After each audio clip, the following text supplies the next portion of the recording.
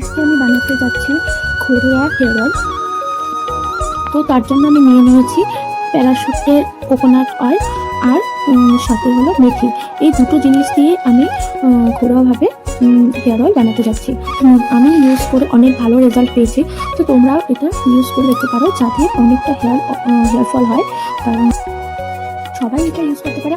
আমি আমার মেয়ের জন্যও বানাই, তো আমি নিজেও লাগাই, আমি মেয়েকেও লাগিয়ে দিই।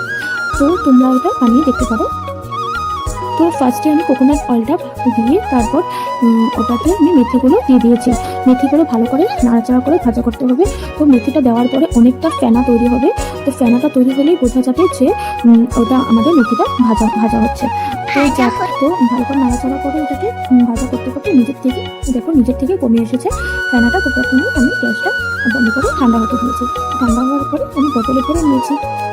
বোতলে ভরে ওটাকে আমি রেখে দিয়েছি। যখন আমি হেয়ার অয়েলটা ম্যাসাজ করবো তখন অনেক সপ্তাহে 2 দিন মতন করবো। তারপর যতটা মেথি বেঁচে যাবে সেটা আমি জলে ভিজিয়ে তারপরের দিন মাথাতে পেস্ট করে মাথাতে লাগিয়ে নেবো।